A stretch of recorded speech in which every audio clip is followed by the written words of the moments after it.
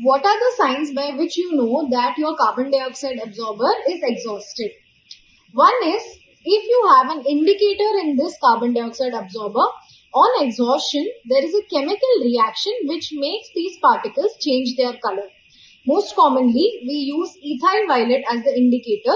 So the fresh particles look white and the exhausted particles will start looking purple. Second, you will start seeing that the patient's heart rate rises without any reason and blood pressure also goes up. You may also see some arrhythmias. Next is, the surgeon will say that there is some unknown bleeding at the surgical site which has increased. So always check for the CO2 absorber. The next thing you will be able to see is, on the capnograph, you will see a reading of increased ImCO2.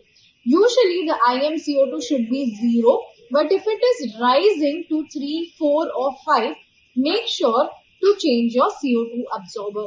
You can even do an ABG, and if you see respiratory acidosis in the ABG, that is because the CO2 is not being absorbed by your CO2 absorber.